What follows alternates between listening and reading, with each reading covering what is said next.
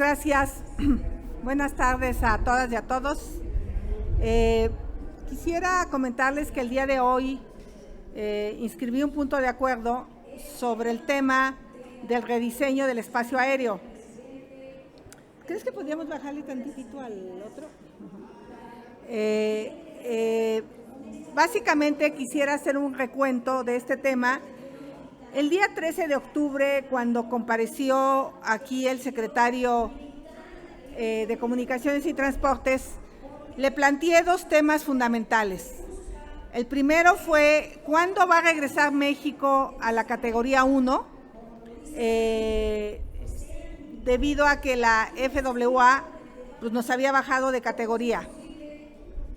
La respuesta del secretario que me hizo fue la entrega de evidencias de solución de los hallazgos de la FAA se encuentra en una etapa avanzada. Se han llevado a cabo 3 visitas, sé que hasta ahora se han llevado a cabo 6 visitas y que se esperaba que para noviembre se pudiera tener la visita final. Estamos en el mes de abril y México sigue en la categoría 2, con lo que esto conlleva de no poder abrir nuevos vuelos hacia los Estados Unidos. Que esa podría ser una buena alternativa para el aeropuerto del AIFA, aquellos vuelos económicos que pudieran salir hacia Estados Unidos a ciertos horarios nocturnos, que es muy común, podría abrirse el aeropuerto para este tipo de vuelos, pero al no estar en categoría 1, pues es muy difícil hacerlo. Y la segunda pregunta se lo hice dado que cuando se toma la decisión de hacer el nuevo aeropuerto, había muchos estudios que decían que no eran compatibles en el espacio aéreo Santa Lucía con el aeropuerto de la Ciudad de México. Entonces, el entonces secretario Jiménez Espriu lo que dijo es que se realizaría un segundo estudio por NAVBLUE, que llevaría de 6 meses a 1 año, y que eso podría determinar la solución final para el rediseño del espacio aéreo. Y obviamente le hice esta pregunta al secretario: ¿cuándo les van a entregar el estudio que acredite utilizar el espacio aéreo de los aeropuertos de Santa Lucía y de la Ciudad de México de manera simultánea? O sea, mi pregunta era, ¿cuándo tenemos este estudio?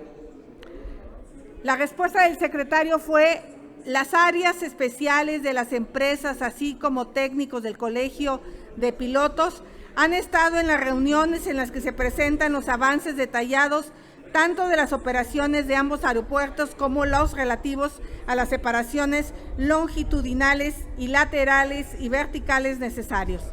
La viabilidad del sistema aeroportuario ha sido presentada en las reuniones del Comité Técnico del Espacio Aéreo, pero nunca me contesta si ya recibió el segundo estudio de NAVBLUE. Por transparencia, he insistido en obtener este estudio y ha sido imposible obtener el estudio. El presidente nos dice que nos tranquilicemos, que todo está bien, pero pues el presidente suele decir muchas mentiras. Entonces, el día de hoy inscribí un punto de acuerdo y quiero precisar. Uno, que se haga público este estudio. Es un estudio sobre aeronáutica civil, no nos importa saber la parte militar, de la pista militar, pero es un estudio que debería de ser público para que todos tengamos certezas que NAVBLUE efectivamente autorizó ese nuevo rediseño del espacio aéreo. En la respuesta del secretario, nunca me confirma que el estudio de NAVBLUE esté listo, que haya sido entregado y mucho menos que haya sido publicado. Y al mismo tiempo, pues que también se haga público el famoso estudio de Mitre, que Mitre decía que no eran compatibles. Creo que es momento de la transparencia ante un momento de incertidumbre. Y esa incertidumbre solo se resuelve con transparencia. Ese es el primer resolutivo del punto de acuerdo. El segundo resolutivo es que la Comisión Permanente le solicite al gobierno de la ciudad que se cree un grupo técnico encargado de la revisión del rediseño del espacio aéreo del Valle de México, integrado por autoridades, representantes y expertos de las organizaciones de la aviación civil internacional, LOACI, de la Federación Internacional de Pilotos de Líneas Aéreas, de las Asociaciones Internacionales de Transporte Aéreo, del Colegio de Pilotos Aviadores de México, del Colegio de Ingenieros en Aeronáutica, del Sindicato Nacional de Controladores de Tránsito Aéreo y de la Secretaría de Comunicaciones y Transportes. O sea, que realmente todos los especialistas den una opinión favorable sobre este rediseño del espacio aéreo, porque hemos recibido públicamente cartas de esta Asociación Internacional de Pilotos donde cuestionan la seguridad. El gobierno dice que no ha habido ningún incidente, que es un tema de grilla, hasta que se hace público el sábado pasado una posible coalición que, gracias a que había un video, gracias a que había audios, tuvieron que reconocer en el gobierno que sí había un problema y despiden al director del CNEAM. ¿Cómo confiar en un gobierno que se la pasa negando cuando los pilotos se han quejado que son reprimidos, que son corridos, que son sancionados? Porque les impiden decir las incidencias aéreas que hay. Entonces queremos que se sienten en la mesa todos y todos de manera pública den su visto bueno de que efectivamente este rediseño del espacio aéreo está funcionando. Y el tercer punto, ya el presidente lo contestó en la mañana, es que mientras tanto se regrese al diseño original, al que tiene 40 años certificado, al que estaba funcionando, y que le den, como hay tan poquitos aterrizajes en el AIFA y despegues, pues traten de, con la misma ruta de entrada. A ver, el problema es que hoy hay dos rutas y de repente se encuentran de frente los aviones. Donde falle la distancia, pues sí se puede crear un problema, y sobre todo los aterrizajes fallidos. O sea, antes todos entraban del norte, ¿no? Y la cola se hacía de allá hacia acá. Bueno, en lo que todo esto se hace público, los estudios, en lo que todos los organismos interesados dan su visto bueno, que se siga operando para tranquilizar los nervios. Mis hijos volaron el domingo, los dos venían de regreso del puente, y pues yo creo que las mamás, y efectivamente no todos los mexicanos vuelan, pero a México no le vendrían bien un incidente aéreo. Entonces, he presentado este punto de acuerdo, es un punto de acuerdo técnico, no tiene grilla, no tiene más que las ganas de que la información sea transparente, dado que en la comparecencia del secretario no me pudo acreditar que el estudio exista, que el estudio esté publicado y que realmente NAVBLUE haya dado el visto bueno, no sea que nos vayamos a enterar como lo que pasó ahora, que se acaben filtrando esos estudios por la prensa y no por la institución que debe hacerlo, que es la Secretaría de Comunicaciones y Transportes. Muchas gracias. Muchas gracias. Quiero abordar otro tema, si me permiten. El día de hoy estamos presentando formalmente un punto de acuerdo para exigir que se garantice la seguridad a los periodistas de este país y a todos los mexicanos. Paz, seguridad, que es lo que se les prometió. Miren, la violencia está fuera de control y particularmente está atacando a una labor que, al igual que todas, es importante, pero que tiene una labor social que proteger, que es el periodismo. En lo que va de este año, 11 periodistas han sido asesinados, presumiblemente en manos del crimen organizado. Y si sumas todos los periodistas asesinados en tan solo 3 años y medio de este gobierno de López Obrador, van 36. Vean esta tabla.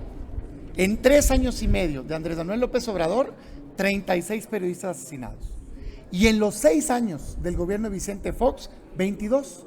Si sacas la tendencia de este gobierno, por mucho va a superar, lamentablemente, los 48 y 47 asesinados que hubo en el gobierno de Calderón.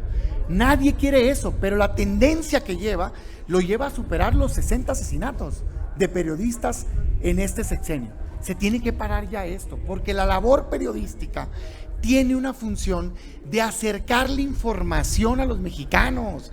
Gracias a la labor que hacen los periodistas, tenemos acceso a la verdad, sabemos de las cosas buenas que pasan en el país, las cosas malas, la información que nos ayuda a tomar mejores decisiones en nuestra vida, decisiones de gobierno. Se puede uno enterar del buen uso o mal uso de los recursos públicos y hacer los señalamientos para mejorar. La función del periodismo debe de ser protegida en este país. ¿Y qué hace el gobierno?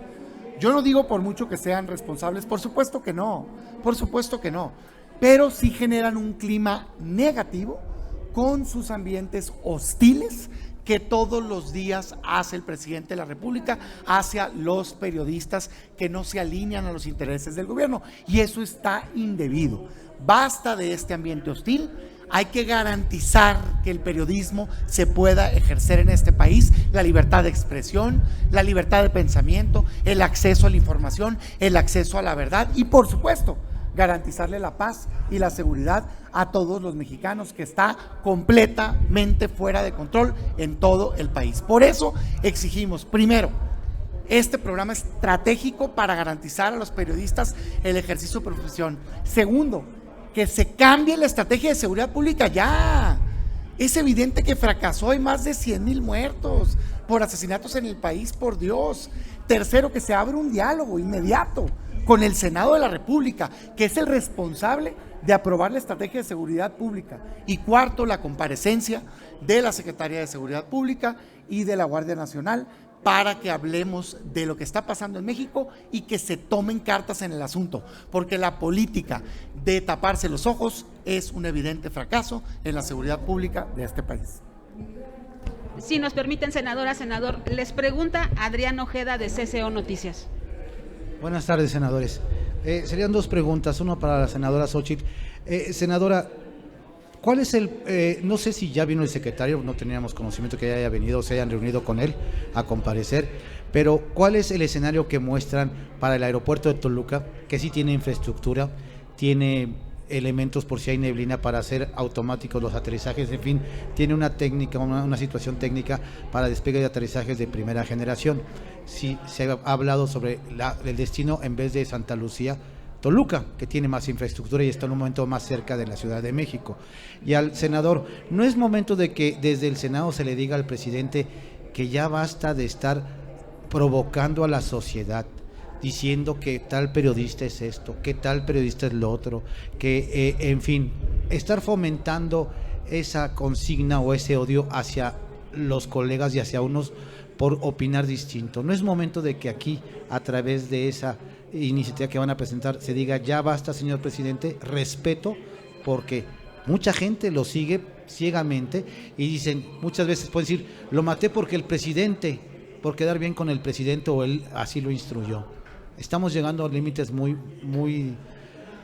graves y, como usted dijo, senador, lamentablemente a todos los ligan con el narcotráfico cuando muchas veces no es así, es por instrucción de algún mal político.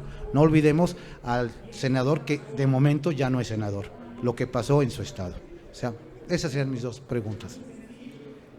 Sí, pues justamente cuando se iba a hacer el aeropuerto de Texcoco, pues creo que ahí se forzó un poco bajar las operaciones de Toluca. A mí me parece que hoy, que ya no hay aeropuerto en Texcoco, se tiene que hacer un análisis de los tres aeropuertos en su conjunto. Por eso digo que es importante que participen los especialistas, que participen las aerolíneas, que se escuche a todos los que tienen algo que decir, y me parece que una parte del tráfico podría irse a Toluca, otra parte a AIFA. A mí, yo veo bien que se vaya la carga al AIFA. A mí me parece bien porque hay suficiente espacio, porque se hizo una infraestructura muy grande que no hay que desperdiciar.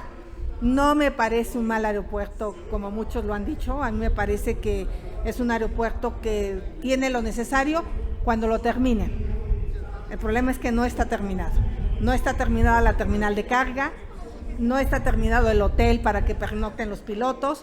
Entonces el presidente está desesperado queriendo forzar algo que yo creo que lo primero que hay que hacer es terminarlo, tener una claridad en el rediseño del espacio aéreo que nos dé confianza a todos, Aquí en el Senado hay varios puntos de acuerdo. El propio Ricardo Monreal planteó la presencia aquí del secretario. Yo estaré en esa comparecencia dándole seguimiento a lo que traigo desde hace algunos meses en la anterior comparecencia, y creo que lo que tenemos que tener es certeza. Con la vida no se juega.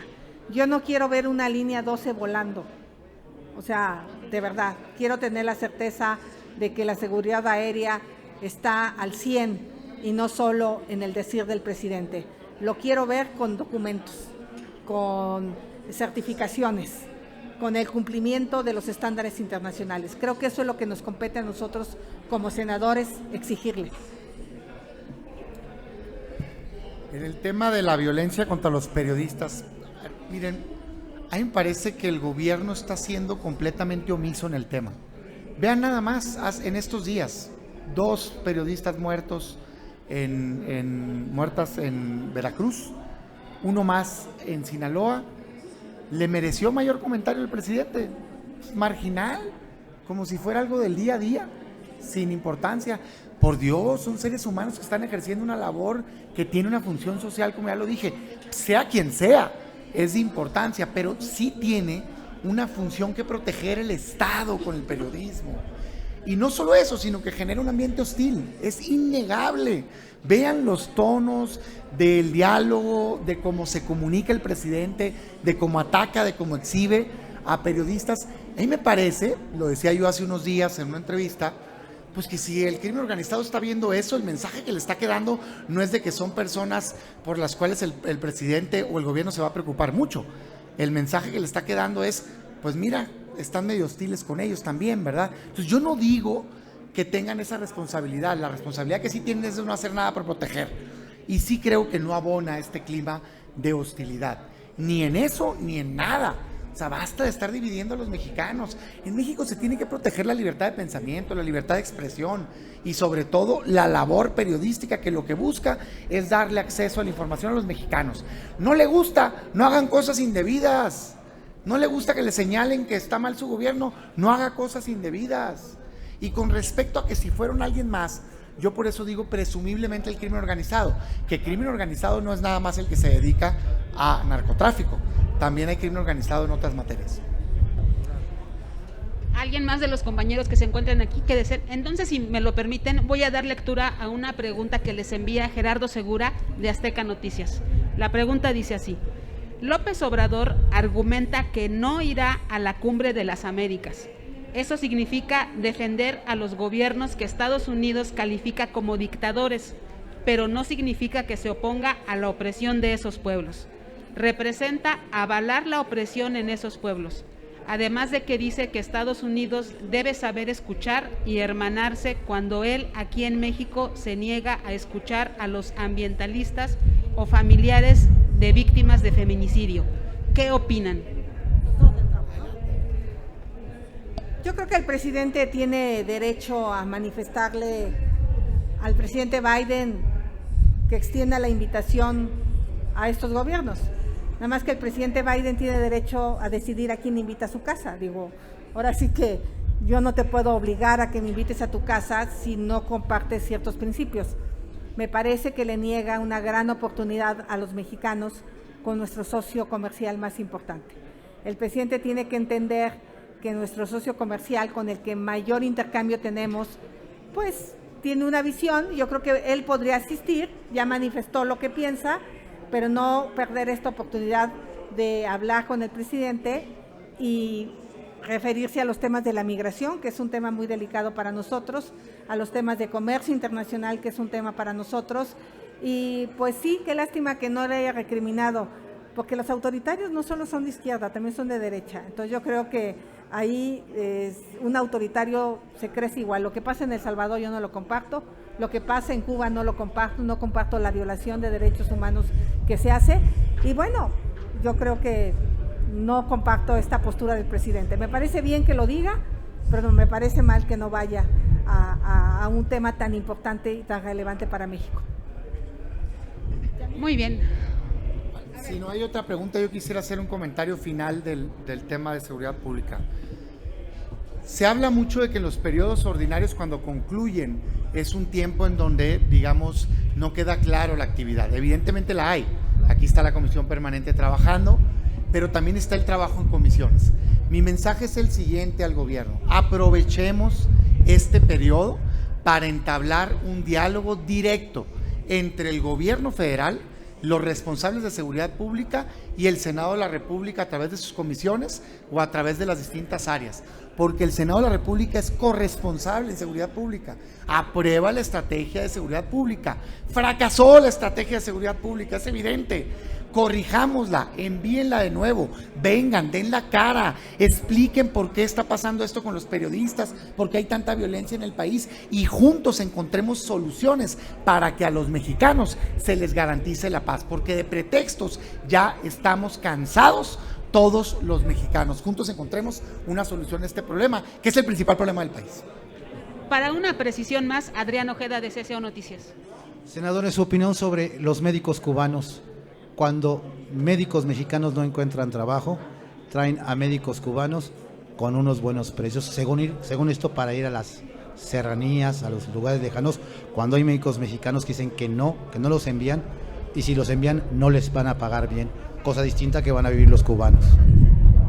Bueno, todavía no se aclara el escándalo de los médicos que vinieron por la pandemia de COVID. No ha quedado claro quién les pagó, cómo les pagaron, cuánto les pagaron. Todo parecía que es una ayuda disfrazada a Cuba. Creo que si al presidente le gusta ser tan claro, pues que diga que así como le va a mandar 15 millones de dólares a El Salvador, pues que le va a mandar a Cuba 20 millones de dólares a través de médicos cubanos, que en el fondo no sabemos si es un tema de trata, porque a veces vienen contra su voluntad, a veces ni siquiera el dinero que reciben es para ellos. Hay varias quejas a nivel internacional en materia de derechos humanos sobre el tema, y yo le diría al presidente: no sea candil de la calle y oscuridad de su casa. Aquí en México hay gente que hoy no tiene para comer y de verdad no se preocupa por ellos. Aquí hay gente que no tiene un médico, hay médicos desempleados y no le ha importado este gobierno contratarlos, al contrario, los ha despedido. Entonces creo que es hora que el presidente tome ya en serio el tema de la salud y eche mano del talento y de la capacidad de los médicos mexicanos, y ya si le hacen falta, pues que traiga médicos extranjeros. Pero a mí me parece que es un trato en lo oscurito que hizo con el gobierno de Cuba para que tengan recursos económicos para sus fines políticos. Les pregunta ahora Araceli Rivera, del financiero Bloomberg. Buenas tardes. Yo quiero preguntarles, en la mañana el presidente dijo que ya tienen los estudios para que se les devuelva la categoría 2 en materia aeronáutica. Después de todo esto que se ha dado, ¿ustedes ven viable que se pueda lograr que se devuelva la categoría 2? Ni más que ahorita ya van a llevar más vuelos al aeropuerto Felipe Ángeles y pues sin categoría 2. ¿Qué opinión? Pues realmente ya tiene varios meses que México entregó toda la documentación, y por lo menos desde noviembre se hizo una visita muy importante por parte de las autoridades y no han devuelto la categoría. Y con estas quejas de los pilotos internacionales, pues seguramente se van a revisar esos nuevos protocolos. Sí hay un problema, creo que es grave que el presidente no reconozca que hay un problema, porque despidieron al de CNEAM. O sea, si no hubiera un problema, pues no lo hubieran despedido. Claro que hubo un incidente, claro que ha habido varios incidentes, pero el problema es que ellos mismos ocultan los incidentes. Ellos han reprimido a la gente, ellos han despedido gente, la capacitación no queda clara. Entonces yo no veo pronto, ojalá, hago votos porque regresemos a la categoría 1, porque eso mismo me diría que han mejorado los estándares de seguridad. Pero si el otro día tuvieron que operar con celulares porque se apagó la planta de emergencia en el aeropuerto, imagínate si estamos cerca de regresar a categoría 1. Yo creo que está difícil, pero de todas maneras, que hagan público el documento de NAVBLUE, donde acreditan la compatibilidad de los dos aeropuertos. Es lo único que hoy yo estoy pidiendo, y que den su visto bueno todos los involucrados en el tema para que realmente pueda caminar. Carmen Arellano, de Ecos de México. Buenas tardes. Es una pregunta para la senadora.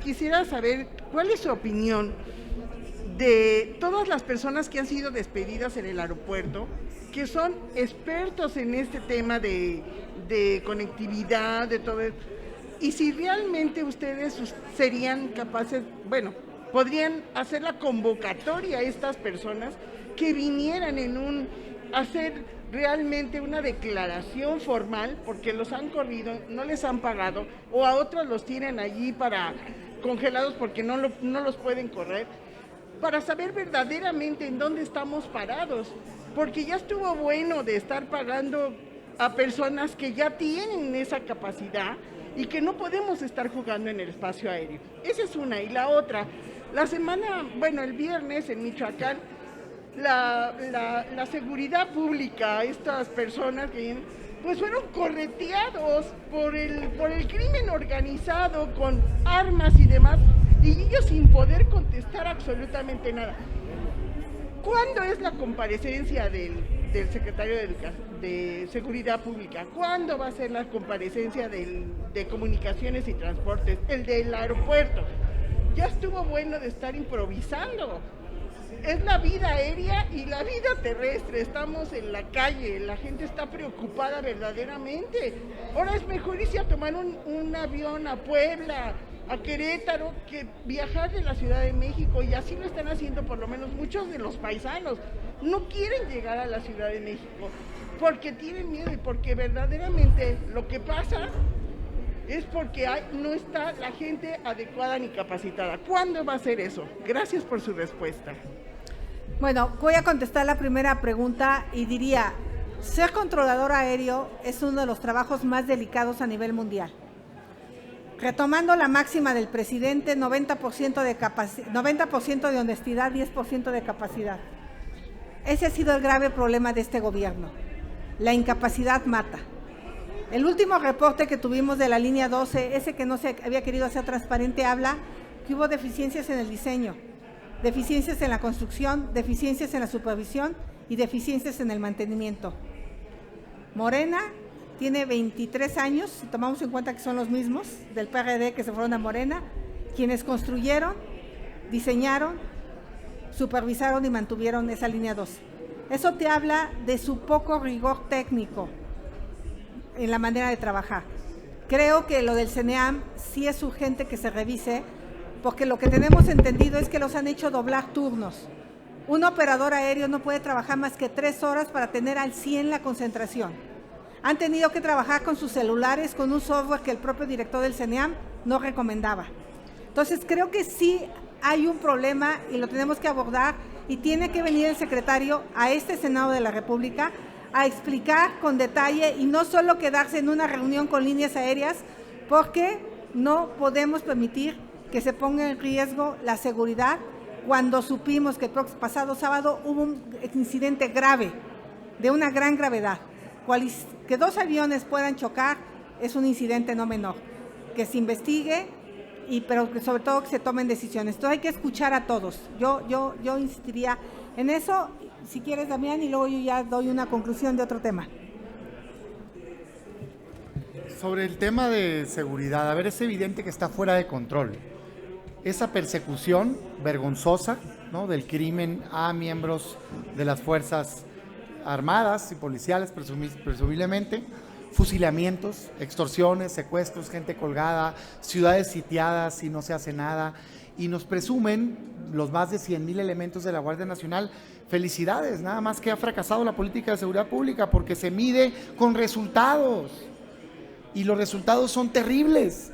Más de 110,000 homicidios dolosos es un fracaso. La gente tiene miedo, terror, los ven pasar y no hacen nada. Nadie quiere que anden a bala y bala, pero los mexicanos exigimos paz. Eso fue lo que se prometió, y esa estrategia está fracasando. Por eso decimos, ya salgan de sus guaridas a los funcionarios responsables, den la cara, vengan aquí, debatan al órgano que tiene la facultad de aprobar la estrategia de seguridad pública. Hablemos de datos, no de un informe bien bonito que está pues acompañado de pura paja. Resultados queremos. ¿Por qué no han bajado los homicidios? ¿Por qué hay violencia con los periodistas? ¿Por qué están asaltando a la gente? ¿Por qué tiene terror? ¿Por qué no actúa la Guardia? ¿Por qué ha fracasado la política? Para poder componer el problema, no para quejarnos, para componerlo y garantizarle la principal exigencia al ciudadano, que es paz. La principal razón de ser de un gobierno es garantizarle la paz y la seguridad a sus ciudadanos, y este gobierno en eso Los datos lo dicen, no yo. Está completamente fracasado. Hay que corregir el rumbo. Bueno, voy a aprovechar para contestarle al presidente de la República una mención que hizo en la mañana. Dice que hace 12 años, como candidata a gobernadora, le solicité al presidente entonces Calderón que la refinería que se construiría lo hiciera en Tula. Pues claro, no soy güey. En Tula hay una refinería vieja, obsoleta, contaminante. Era la oportunidad de, en una zona donde ya está impactada, no ir a tumbar manglares, ¿no? En un terreno árido, pues construir una refinería moderna hace 12 años. Nada más que el mundo cambia. El problema del presidente es que no solo se quedó hace 12 años, el presidente se quedó hace 50 años. Sigue pensando en el trapiche, sigue pensando en los combustibles fósiles, sigue pensando en el control de precios. En estos 12 años, el mundo evolucionó y por supuesto que como ingeniera evoluciono. Hoy el futuro del mundo son las energías limpias, ya no los combustibles fósiles. ¿Por qué? Porque bajaron el costo de las tecnologías en materia renovable, porque el mundo se dio cuenta que si le seguía apostándole a los combustibles fósiles, el tema de cambio climático se iba a agravar. Entonces, hace unos días Carsten habló de la economía verde. Hoy el mundo está en la economía verde. Así es que invito al presidente que se ponga a leer el informe de expertos de cambio climático y él mismo se va a convencer de que hay que dejar los combustibles fósiles. Hay que apostarle a las energías limpias. Y decirle también que nunca he estado en contra del Tren Maya, que en lo que he estado en contra es que no se use el derecho de vía ya impactado y se metan a la selva y lo hagan sin estudios de impacto ambiental, si lo hagan sin la consulta a los pueblos indígenas. Creo que últimamente estoy de moda, tanto con Claudia como con el presidente, pero desde aquí les vamos a seguir contestando con inteligencia, pero sobre todo con conocimiento. Gracias. ¿Alguna otra pregunta más de nuestras compañeras o compañeros? No tenemos